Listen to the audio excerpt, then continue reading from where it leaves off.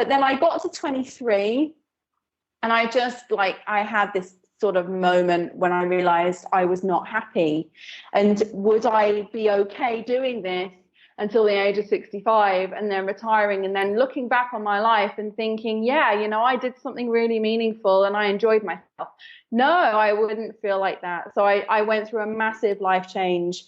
I had all sorts of other things going on in my life as well that contributed to my decision of quitting my job, which I did. I literally quit my job. I booked a one-way ticket to Egypt because I just kind of had to get away from it all. I had to think. I needed time to sort of be on my own and figure out what it was I really wanted to do.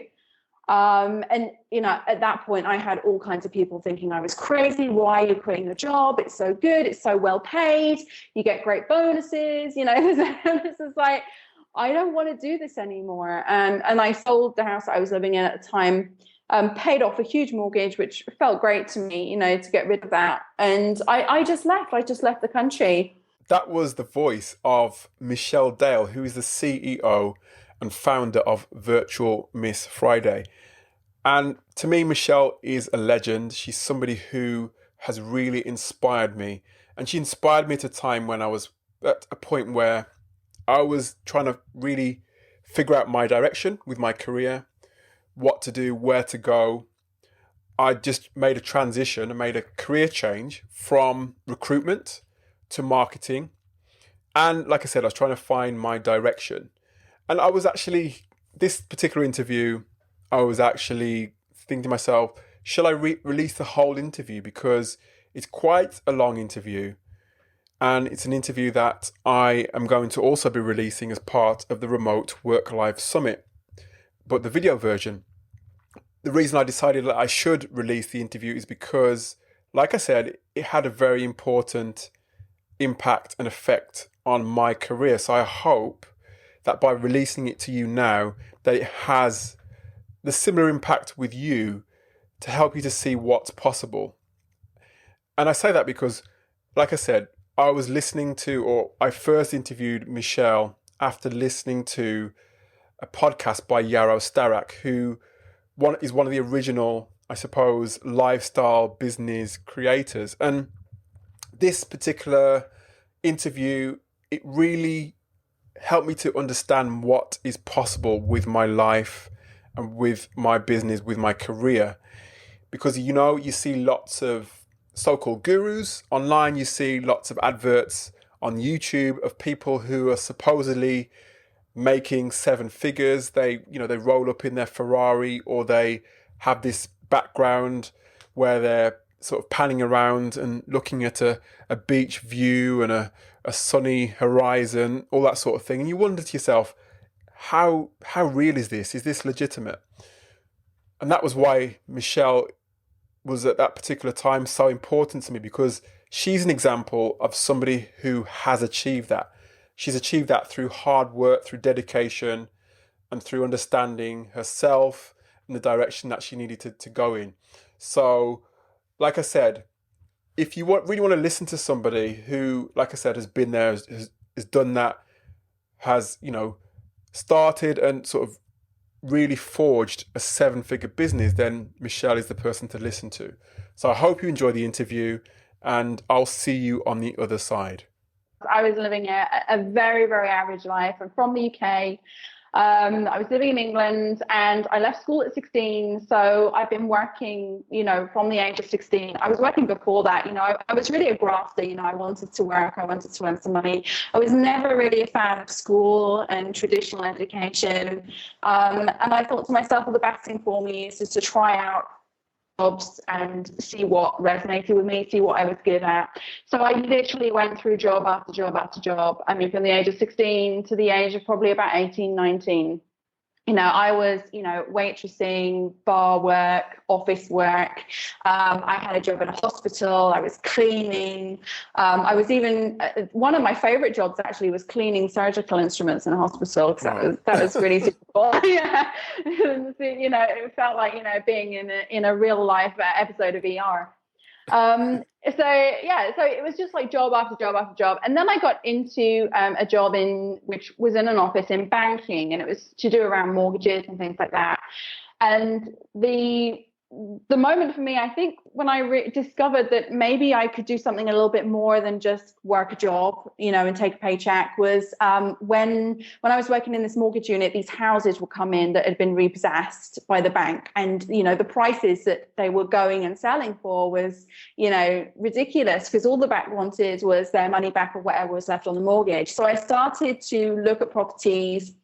And then I continued with my banking role. I moved around the country. So I basically stayed in banking for probably about 4 years or something. And then I bought about 5 properties in total, did them up. But then I got to 23, and I had this sort of moment when I realized I was not happy. And would I be okay doing this until the age of 65 and then retiring, and then looking back on my life and thinking, yeah, I did something really meaningful and I enjoyed myself? No, I wouldn't feel like that. So I went through a massive life change. I had all sorts of other things going on in my life as well that contributed to my decision of quitting my job, which I did. I literally quit my job. I booked a one-way ticket to Egypt, because I just kind of had to get away from it all. I had to think. I needed time to sort of be on my own and figure out what it was I really wanted to do. At that point, I had all kinds of people thinking I was crazy. Why are you quitting your job? It's so good. It's so well paid. You get great bonuses. This is like, I don't want to do this anymore. And I sold the house I was living in at the time. Paid off a huge mortgage, which felt great to me, to get rid of that. And I just left. I just left the country. And at that point, I was in a position then where I had no job, no income. I couldn't just, walk into a bank in Egypt and ask for a job. And I didn't want to anyway, because I was trying to get away from all that. So that was the moment where I was like, what am I going to do now? What is next for me? And it basically came to a head there, and that's when my second journey started in my career. And was it banking itself that you hated, or was it the corporate world that you hated? Was it just being managed that you hated? What was it that you didn't like? That's such a good question, because a lot of people assume that it's just like, oh, you don't like your job.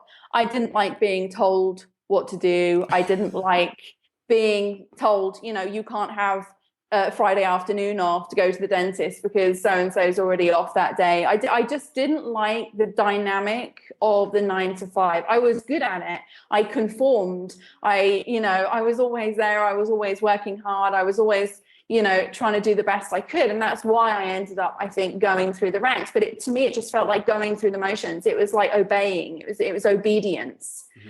And I realized that what I was doing was I was obeying people who were out for themselves as opposed to out for what was best for me.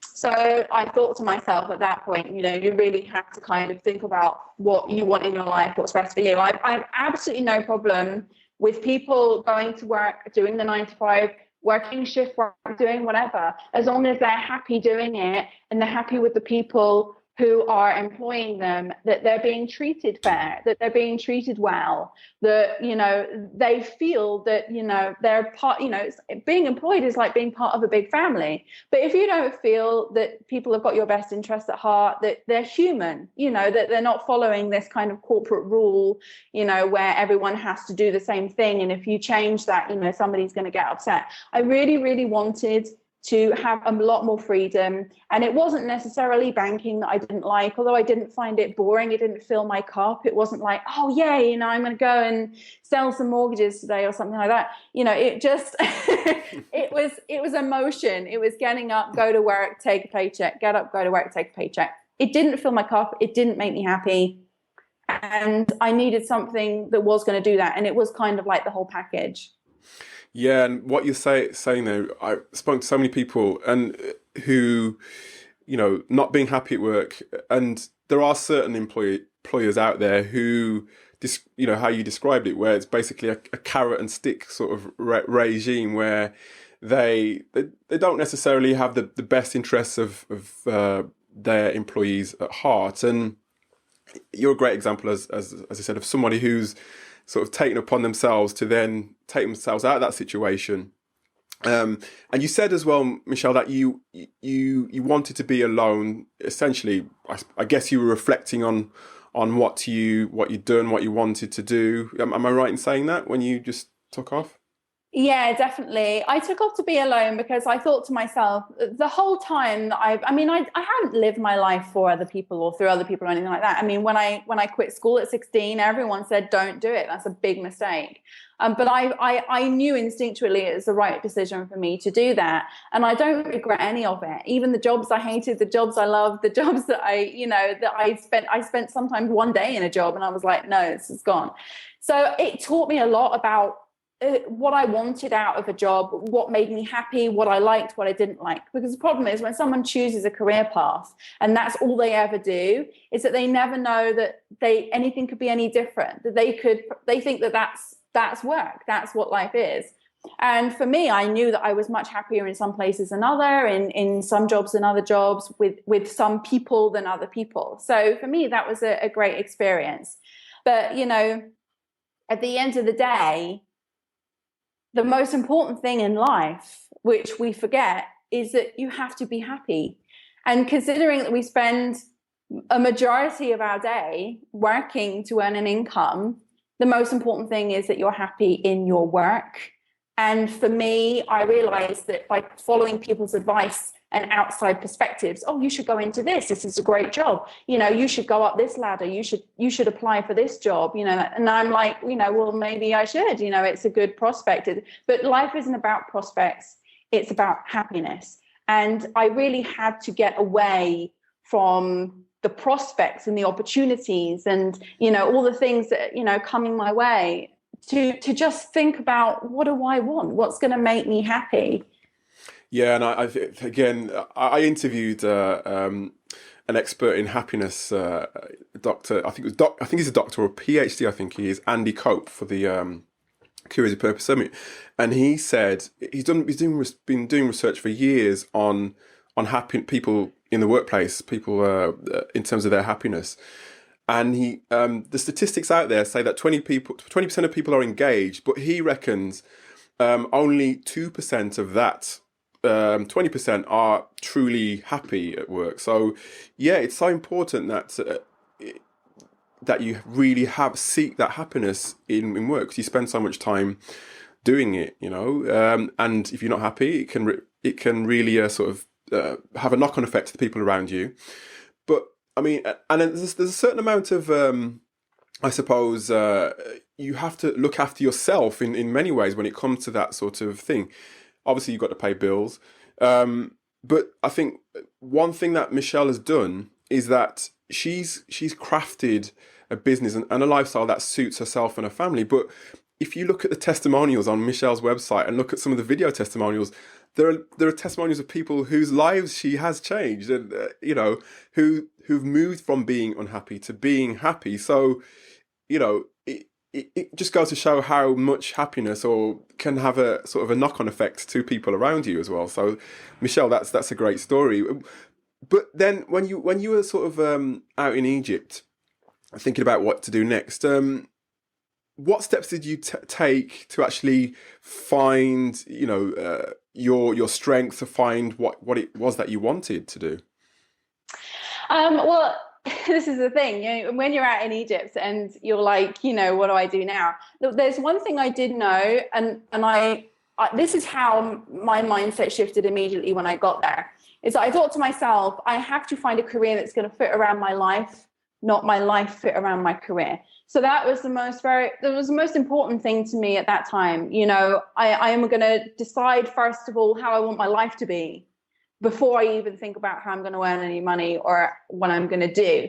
So, and I think a lot of people switch it the other way around. So I was like, what's going to make me happy? How do I want to live my life? I want to be able to travel. I want the flexibility of being location independent, where I can work from anywhere that I choose, because I already knew when I was in Egypt, I was living a much better life than I was in England. It was sunny all the time. I had great food around me, fresh fruits and vegetables. It was so cheap. I was living in a flat for £50 a month. Wow. Yeah, I know. Like a really nice two-bedroom flat. You could, if you sort of like bent your head a little bit, you could see the Nile from it as well. It was just nice, and I was just like, I feel totally free, and I wanted to continue feeling that way. You know, it's important to base your lifestyle choices on the way you feel, and that made me feel good. And I thought, I want to see other places in the world. I want to do other things. So it was really important to me to have this criteria. I wanted not to have to be in a 9 to 5 position where I had to be in a workplace at a certain time. And I also wanted to have the freedom to be able to, like you say, work from anywhere, just kind of be myself and not feel tied down to a time zone, to a place, to an office, to any person as well. So that was my criteria. And then from there, I basically started researching online what potential avenues were out there, what potential career choices were out there for me that would allow me to do those things. And they're very few. They were back then. This was 2005. You know, I'm like pretty old now. I was 23 back then. I'm 35 now. So it was 2005. And I was basically thinking to myself, you know, what can I do online? I was searching online, you know, location independent, working online, working from anywhere, traveling, and all these things came up. You know, you could do volunteer work out in Africa and, you know, go online reserves and all sorts of things are coming up. Blogging, that's how I first found Jared Starrick and his information. I became acquainted with him. You know, selling products online, selling this. And I just sat down and thought to myself at that point, what are my skills and what are my passions? And how can I marry these two together and make them into a business? Because that is the ultimate success. Absolutely. Really.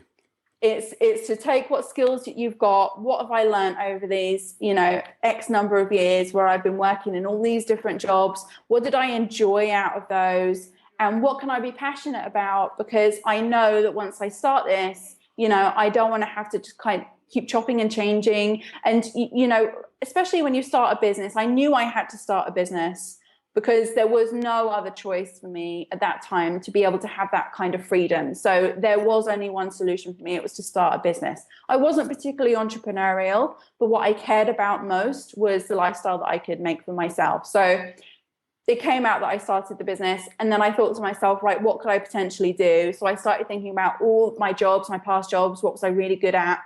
And what did I enjoy? You know, I was good at organization. I really enjoyed working with other people and organizing other people and getting things done for them. I was very good at, you know, taking a mess and turning it into something that, you know, was tangible and manageable. And, you know, so I just kind of listed all these things out. What are my skills? What am I good at? And what did I really, really enjoy? And then after doing this kind of research, virtual assistants just seemed like a really obvious option for me.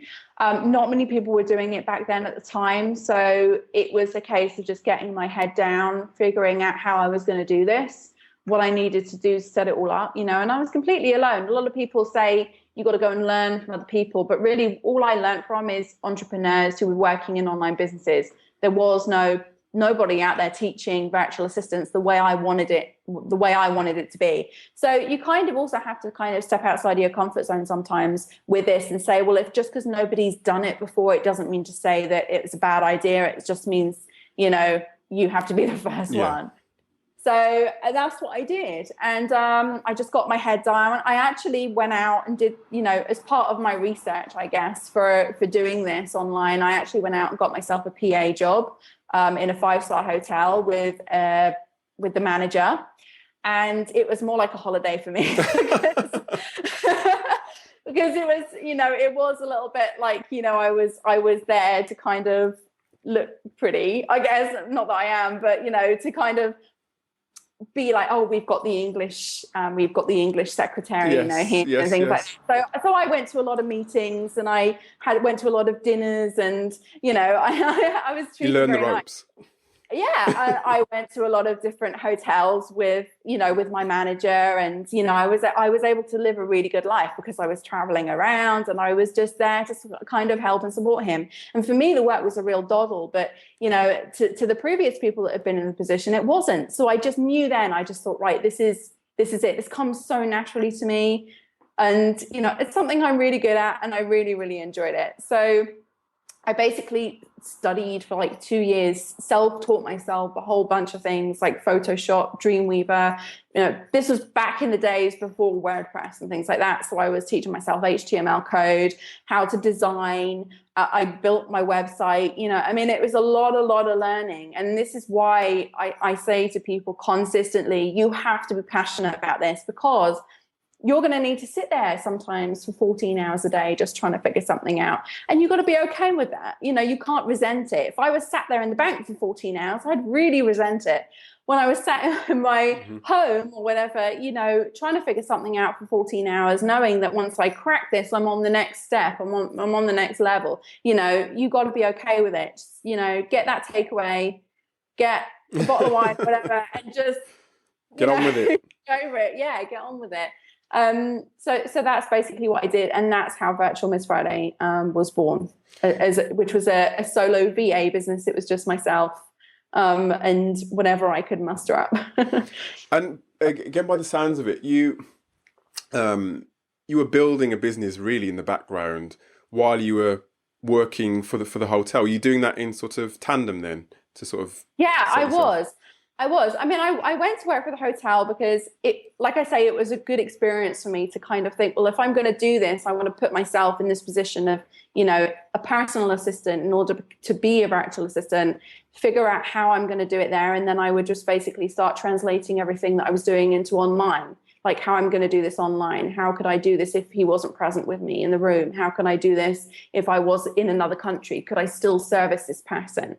And that's basically, I just kept chipping away at it. So yeah, for me, I was running it in tandem with the job, but the job wasn't a job. It was like daily research into how I was going to grow my business.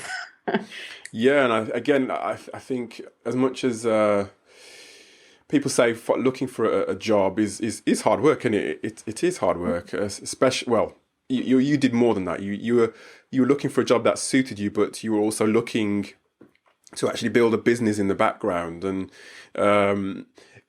you're basically building a business that probably was probably not that well known at the time, the sorts of work that you were doing. Could you tell us the sorts of things that you were doing as a virtual assistant, Michelle?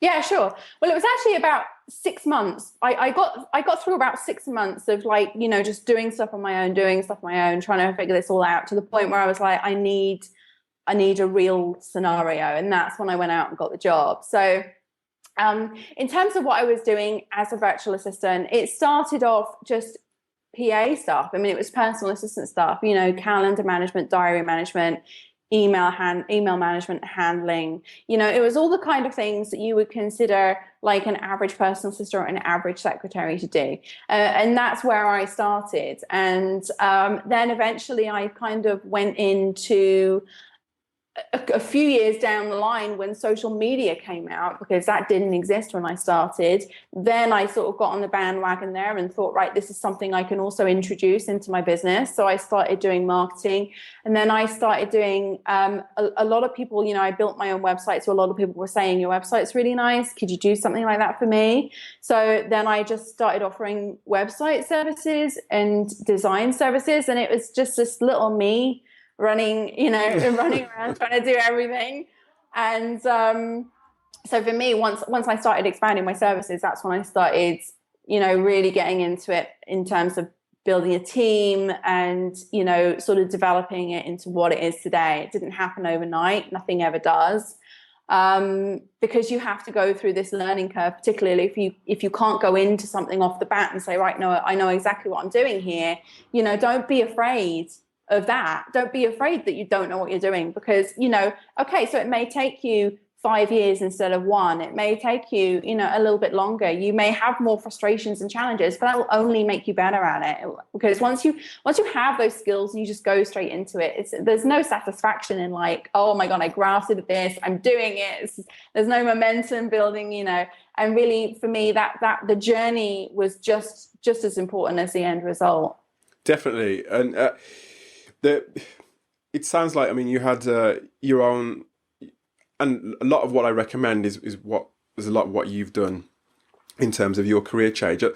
Are there any things that perhaps that you did, is there anything that you would recommend to people as steps to change their career in, I suppose, in today's climate at all? Well, it's very difficult because everybody is in very different situations. For example, I was single, I had no responsibilities. It was easy for me to just quit everything and take off. But now I have 3 children. Would I feel like I could do the same thing? Now I probably would. But if I'd been in a position at that time where I'd already had 3 children, it would scare me to go off and do what I did. But now I would do it no problem because I have a lot of faith in the universe. It's been very good to me over the years. So, I think it depends on people's situation. First of all, I don't think there is a one size fits all as an exit strategy for a career or even an entry strategy. But what I would say is don't be afraid to take risks, because I've come to the conclusion, no matter what risks I take, no matter where I go, no matter how I change my business or evolve my business or decide to try new things, whether they work or whether they don't work, it still works out. So, don't be afraid. If something goes wrong, you can fix it. If you take the wrong path, you reverse back and you go on a different one. So for me, it's all about thinking about what you're comfortable with in your situation and then just going that little bit further, and then seeing where that takes you, but doing it with a very positive attitude. If you decide that you're going to start a new career or whatever, and then you go down and you say, like, I'm really not sure about this, but I'm going to try it anyway. I don't think this is going to work, but I'm going to try it anyway. You should probably listen to that first thing and not try it anyway. But if you think to yourself, actually, even though this makes no logical sense, even though everyone's saying it's crazy, I actually think this could work. I actually think I could do this. Then that's the instinct that you need to follow. That's when you can step outside of your comfort zone and actually still feel in it, because the moment that you do that, you're kind of like, no, this is true to myself. This is very authentic. I feel this is the right decision for me. So I am just going to go for it. And if it doesn't work out, at least I know that that's done and I can move on to something else. But I would say 10 times out of 10, if you're going through it and you know that it's the right path for you, despite the fact that you may have to quit your job and you may not have an income for a couple of months, or you may have to start a business and you may have to put a lot of effort into that, and you may not be able to see your kids as much as you'd like to on the weekends, or you may not be able to go out as much as you want to because you have to kind of save your money a bit more, or you may have to cancel your satellite TV subscription and, God and forbid. this and the other. Yeah, I know. You may have to do these things, or, maybe change your car to get a little bit of money in while you're building this. But at the end, this is something that's right for me. And no matter how many challenges I face along the way, as long as you stay true to that, it will work out. It has to. Yeah, there's a certain amount of sacrifice, isn't there, that you have to take to get where you want to be. And were there any sort of indicators or milestones for you that said, yes, things are starting to really sort of take shape now, and it's ready. I'm ready to sort of dive into this now, head full steam. Yeah. Well, the first thing for me was when I got to a point where people were asking me for stuff and I was just too overcapacitated. I was like, I can't do anymore. So that's when I started hiring people. And at the moment you start hiring people, you're like, actually, I have a proper business here. So I would say for me, that was that point, the point where you're like, get to the point where you're so busy, you can't possibly do anymore. And then you're like, what do I do now? Where shall I take this now? I think for me, that was the moment where I knew that this could be a lot bigger than me. This could potentially go into, from just a 5-figure business into a 6-figure. I'm aiming for 7 figures now. Wow, so. Go for it. It's amazing. Yeah. And it wasn't like a decision that I made either. It wasn't like I said, right, I'm going to sit down. I never had any business plan. I didn't make any business plan. I wasn't saying, right, my projections for this year are going to be this, and by the end of next year, I'll be making this amount of money. I was just like, do what you can. Don't have any kind of crazy expectations. You know what your goal is. You want to travel. You want to not work the 9 to 5. You want to do this, that, and the other. Just aim for that. And I did. And then when I got that and I was like, okay, I'm bringing in an income now. Okay, I'm not rich, but I'm bringing in income. I'm getting to live and work wherever I want to be. What's next? I became pregnant a couple of years into it as well. So then I was like, okay, I've got another mouth to feed here. What am I going to do? and my husband now works in the business with me. Wow. And yeah, so it just naturally evolved. I've never had a business plan, but I've always set very clear intentions and very clear goals. And that has been enough to see me through year after year, and gradually build and build and build. Now I have like 20 staff. But the interesting thing is with my team, I set the same principles for my team that I do for myself. So, principle one is that they're independent, they're freelancers. It's down to them what they choose to do with me and things like that. The second one is I treat them really, really well.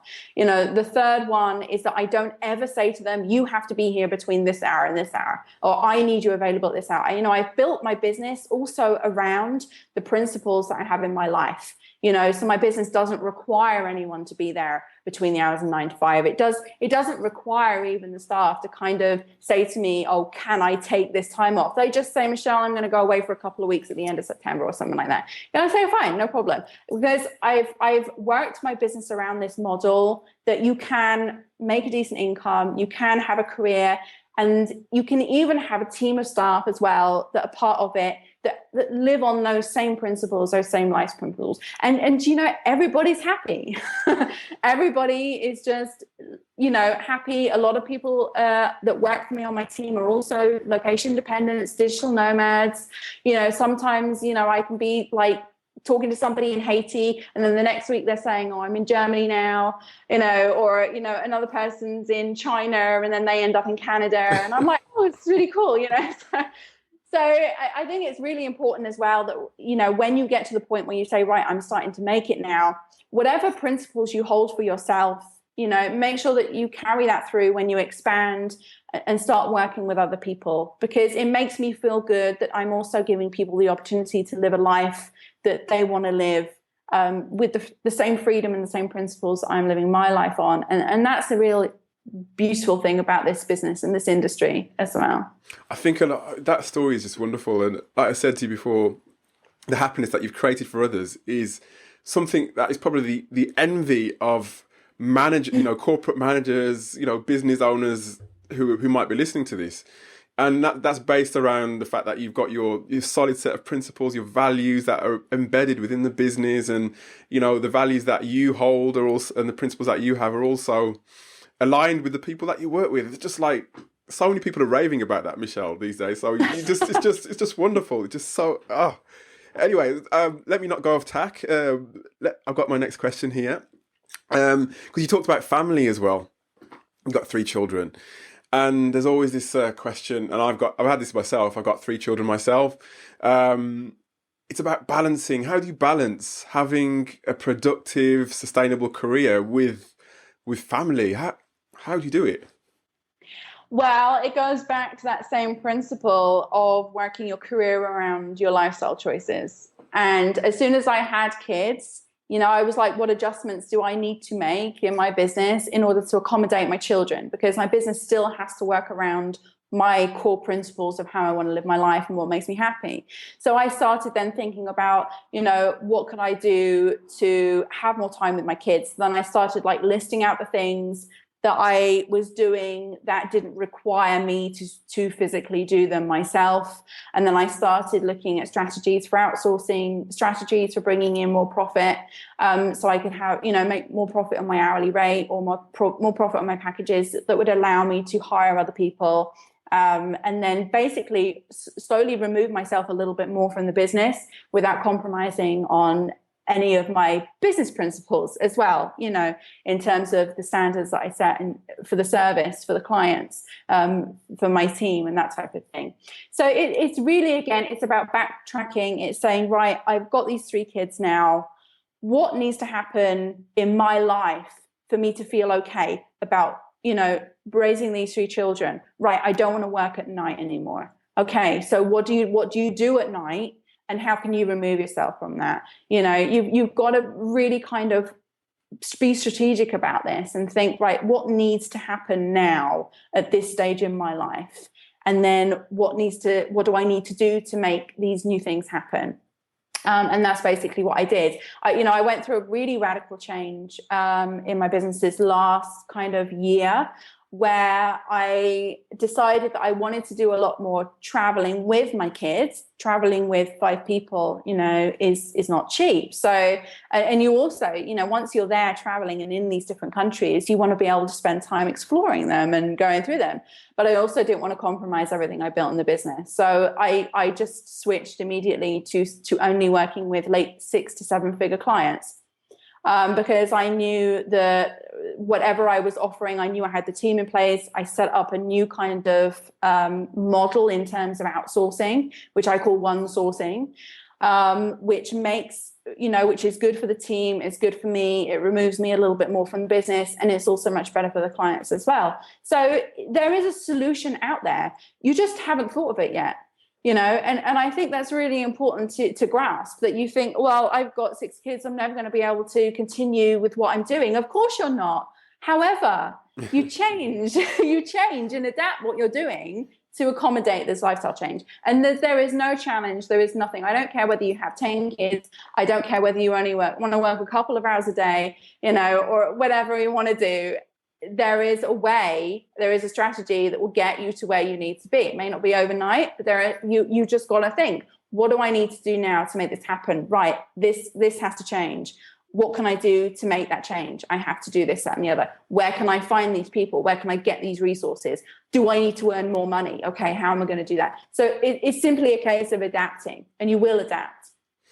And I want to ask you as well in a moment about the Academy and how people can get involved with Virtual Miss Friday. But before I get into that, there's this thing about you're working remotely. And, I work remotely from time to time and work from the house. I work from the library. There's times when there's a certain kind of person who works remotely. I don't know if you've experienced that, but what attributes do you think are needed to do that, to work remotely?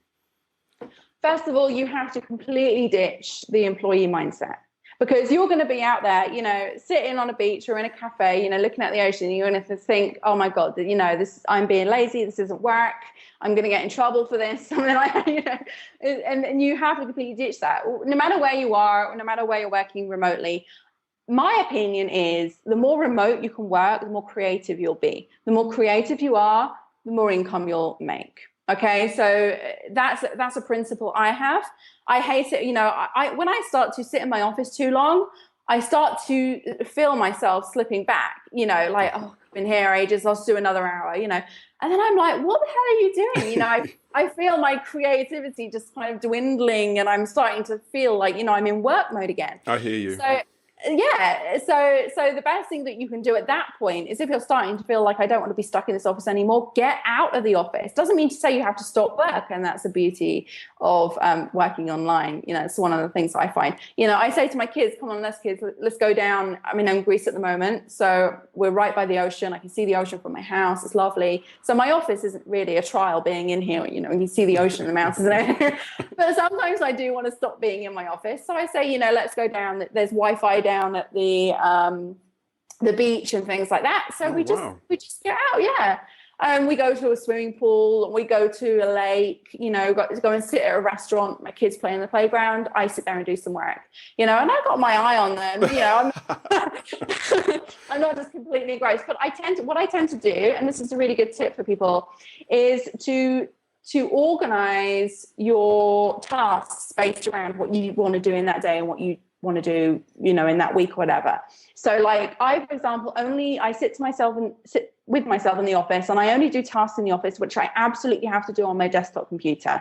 Things like, I find like video editing is a little bit tedious if I'm doing it on a laptop and things like that. So I think, right, what do I need to do today that I have to do in my office? I get those things done first thing in the morning, and then I'm like, what can I do now that can be done on my laptop? Well, I can check email from anywhere. I can respond to email from anywhere. I can write a blog post from anywhere. So start thinking to yourself these different things about, what can I do that doesn't require me to be sat in my office?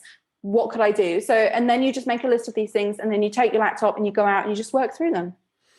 It's listening to you it's just making me so happy, because like I said, there's so many people who are going through the process of changing, and not really feeling trapped almost, but you are just totally invigorated by what you're doing. You just sound free, and that it's not.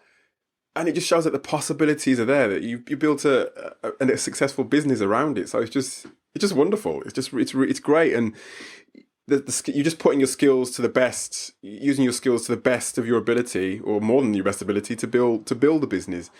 In the talking about skills, Michelle, what skills from your perspective are in demand at the moment?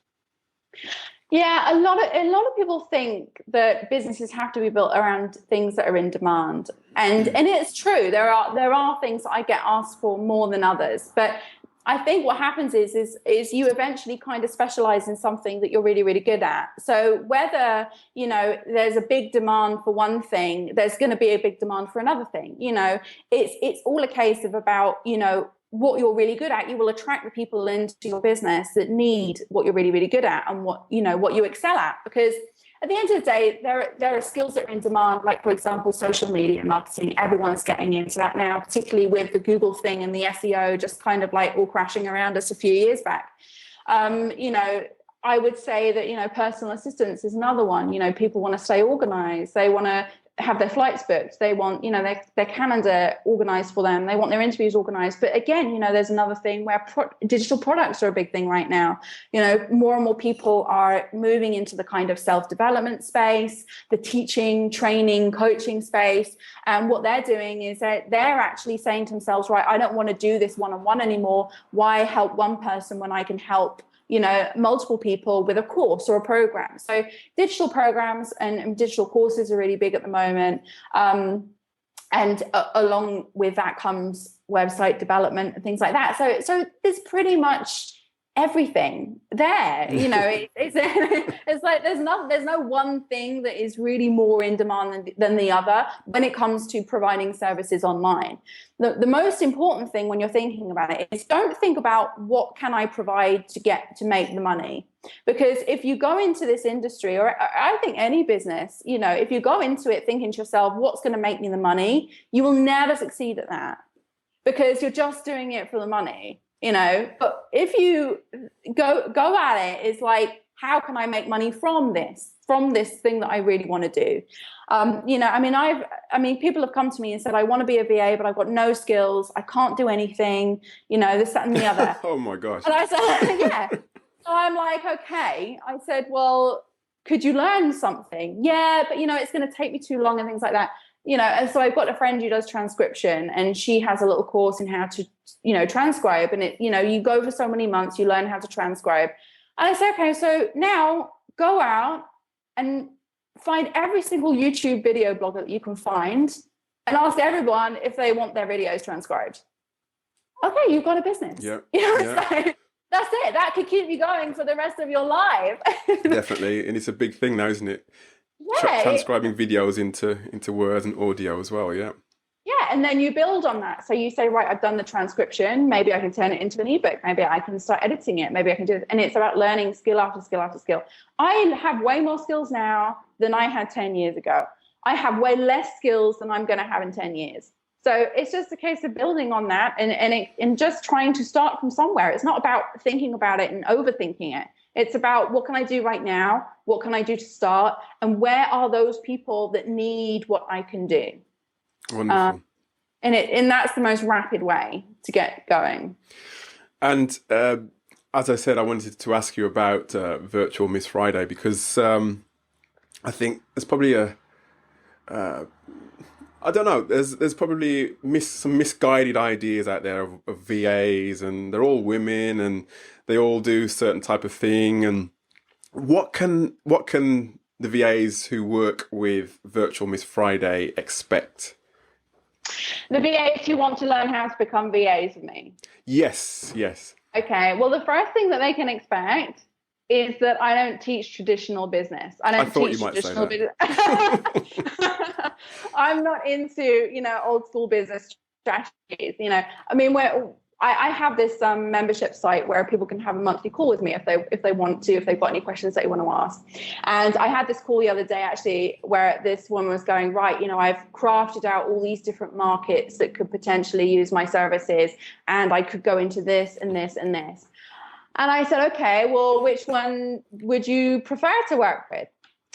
Well, actually, really none of them. Why are you making this list? Oh no. Well, this could bring me the most money. This is something I've worked in before. Okay, did you like it? Not really. Why?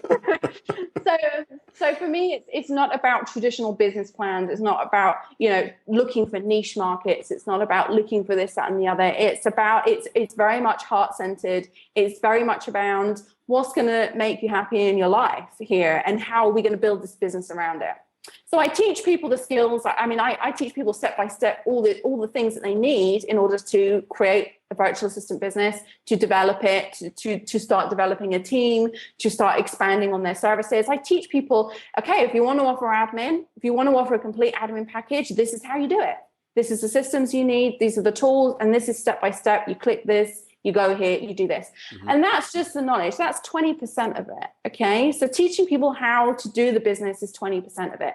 Teaching people about self-development and how to create the business that they want to, in order for it to be sustainable, in order for it to grow, in order for it to be profitable. This is a lot of the work that I do as well. So people can expect a combination of both. They can expect the real practical, tangible strategies. This is what you need to do step by step based on what I do. I say to people, don't just listen to me. You've got to take these ideas. You've got to take these principles. You've got to take these strategies and these skills, and then you go out and do whatever you want with them. You go out and find systems that are going to work for you. You go out and find, what you enjoy working with, because I have a very specific set of skills. I have a very specific set of systems that I use within those, but then I encourage people to build on them, to adapt them. If they find something in one of my courses that they really, really enjoy, take that and then start thinking about how you can grow it as well. So I'm very much about, not everything is my way or the highway, but it's like, how can I share these with you, introduce you to a concept, introduce you to a skill, introduce you to a way of doing business, which you probably have not been or considered before, not been introduced to before or considered before. And then how can I help you make that your own? How can I help you flower and bloom with whatever it is that you're learning right now? Because that's where the success comes. That's where the profit comes. And the most important thing that I think people need to do whenever they consider, changing a career, doing whatever they need to do, how I'm going to earn more money, how I'm going to do this, is just to simply really understand why you are doing it, why you are making that. Yes, exactly. To go into that career. I want to be a VA because Michelle Dale's made, 6-7 figures with it. And, that's fantastic. Okay, great. But why do you want to do it? Well, because Michelle, no. No, that's not a good reason. Yeah, it has to be why. Because I want something different for myself. I want a better life for myself, for my kids. I want to do something that involves serving people and helping people. And that's what this is about. It's not, I teach people how to create service businesses, not because it's all about serving other people and never having everything for yourself. It's about, having that self-worth to want to then share it and give it to other people and say, right, I've got a skill. You obviously need it. How am I going to help improve your life with this? And I will say all the time, you've got to do things that make you feel good, because your self-worth is directly linked to your net worth. So you have to find something that's going to make you feel good about yourself, not just doing it because you think you can make some money from it just because somebody else has done it. There's loads of people that have been very, very successful in my programs because they've come in with that approach and that attitude. There are a lot of people who have taken the program, watched the videos, and then just not done anything else with it because their heart's not been in it. They've not been interested in this. So and a lot of people go through my programs, take it, start their businesses, develop their businesses, and then realize that they want to do something completely different. So it's really, really, you've got to be true to yourself in terms of anything, in terms of learning, in terms of who you learn from as well. I tell people, unless my story resonates with you, unless my lifestyle resonates with you, you're not going to be able to learn from me the same way. If you want somebody who has fixed, rigid business strategies, who is, out for career, money, how big can I build my business? Then I'm not the right person to learn from. But if you're coming to me because you care about your life, you care about what happens in it, and you want to be happy, and you don't want to spend your life waiting for 65. And there's a lot more to, a lot more to what you want to do than just simply make money. And, and then I'm all for it. And I'm really happy to help people drill down and like figure out how they can build this business around their life, to have more fulfillment and joy. I mean, that's what it's all about. That's why we're here. For everybody listening to this, that segment there, it just encapsulates everything that this entire summit is about. It's that question of why, which is really sort of affecting people's happiness. So, Michelle, that's wonderful. And my penultimate question is basically, obviously, we talked about money. And obviously, there are going to be people who've probably excelled in your cohort, and those who have perhaps, as you said, drifted away. What can the average Joe or average Jane expect to earn from being a virtual assistant, or is there not an average really? Well, they can earn anything from 0 to hero, basically. I mean, I've been earning 6 figures for a while now, into multiple 6 figures, and it all really depends on your self-worth and how much you value yourself. The more you value yourself, the more you can charge. The more you can charge, the more money you make. Yeah. And that's basically is self-worth, net worth. So I would say that if you are somebody who lacks a lot in confidence, who has a lot of fears associated with your business, like, am I going to find any clients? Am I going to be able to do this? Is this person going to hire me? If you've got a lot of fear associated with your business, if you are not somebody who's confident, then you might have a slow start, basically, and you might not be able to make as much money as you're hoping for, or as much money as you see in the success stories. You only get out of this what you put into it. Yeah. And I don't mean that in terms of hours, and I don't mean that in terms of how many courses you take, and I don't mean that in terms of, how much you invest in, financially in, different things, systems and programs and things like that. People can start a VA business for $50 or something like that. But it's about how much you invest in yourself, how much you say to yourself, this is important to me. I have to move forward and do this, despite my fears, despite my lack of courage, despite, everything. There is only one way for me, and it's this way. And once you get on that path, you just keep walking, and then your income will gradually increase. So yeah, people can earn nothing from this business if they have the mindset that leads them down the path of nothing. But people can earn a hell of a lot of money. You can earn, I would say, the potential is there to earn 6 figures as a solo VA or near to that. And then if you want to move into hiring a team or going into sort of more entrepreneurial endeavors in virtual assistants, then you could easily be looking at multi 6 figures. And then if you go into training and passing on your knowledge, everyone says, why are you creating competition? And I'm like, because it's good for other people. And if you want to actually pass on what you've learned and share your knowledge and share, you have the possibility then, to make it into 7 figures, because everybody's looking to learn how to change their lives and do something good with it. And if you find a solution to that, no matter how small or how large, you can then create it into a product and sell it. And then that's, again, where you're going to have additional income streams coming in. So the potential is there. You just have to be able to believe in it and see it. What you put in is what you get out, essentially, from that, definitely. And for if I want to sign up, if anybody wants to sign up to become a VA, where's the best place to go to look for you and your academy, Michelle?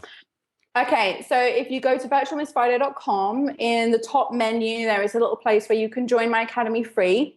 And inside the free account is a 3-part series of how to get started as a VA from scratch. If you've got no money, no resources, nothing, you can take that information from there, take that 3-part training.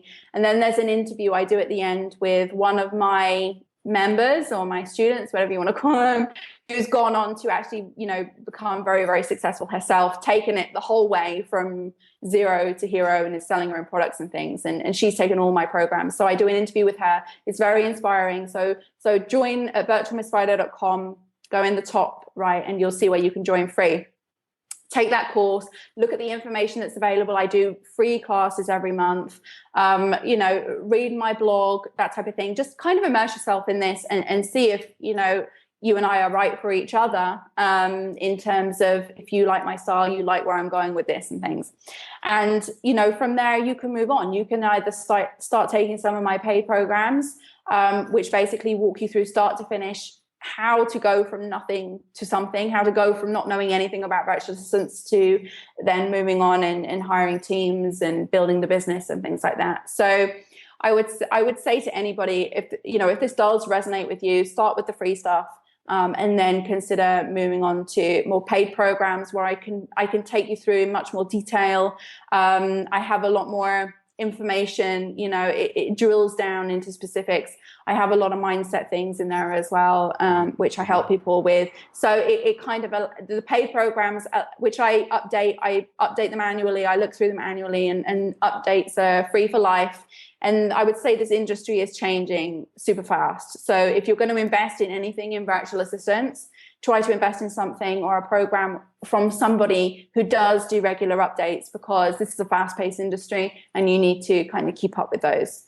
And just see how it goes for you. But there is a support out there. There is people out there like, myself and like me, who are doing this and doing it very successfully. And there, like you say, there is a stereotype of we're all kind of sitting at home, or, Filipinos or something like that. But the industry is vast. There is a very wide array of people working in it, from online business managers to consultants to virtual assistants to people who only focus on one task or one skill to people who focus and build teams on multiple skills. So you have a huge choice out there of what direction you want to take your business, from this very humble term of virtual assistant. Wonderful. And it's always reassuring to because when you get to websites online, you think to yourself, who's behind this website? What, who are these people? It's reassuring to know you've seen Michelle now. You've heard what she's had to say. You've heard about the success. I just recommend that you go over there and go for it and see if it suits you. Michelle, yes. Thank you so much. You've made me, as I said, you've made me really happy, and I'm sure you've done the same for many other people. We'll watch out for what you're doing as well, and all the best with Virtual Miss Friday. Thank you so much, Alex. It's been an absolute pleasure, and I hope this helped everybody. I really hope you enjoyed that interview with Michelle Dale, and I'd recommend having a look at her website at virtualmissfriday.com, because I think if you're looking to build a lifestyle business or a lifestyle career, because you don't necessarily need to start a business in order to live that kind of lifestyle. If you're looking to actually start that lifestyle business or career, then, like I said, Michelle is somebody who you should really begin to follow, and so you can understand how she's done that.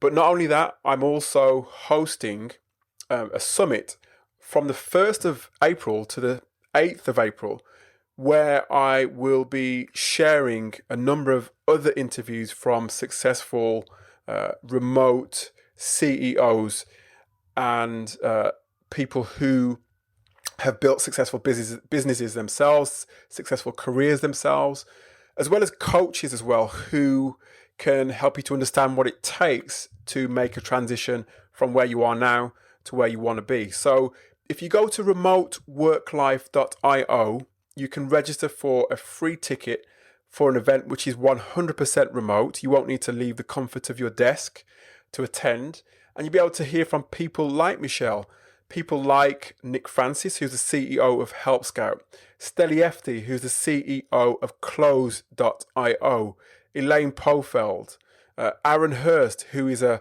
master when it comes to purpose in work. So all these people I've put together. There's around about almost 30 interviews there for you for free between the 1st of April and the 8th of April, all designed to help you to make that transition that you want to make to becoming a remote career professional or remote business professional. So register at remoteworklife.io, and I look forward to seeing you at the summit, and look out for the next episode of the Remote Work Life podcast. See you soon.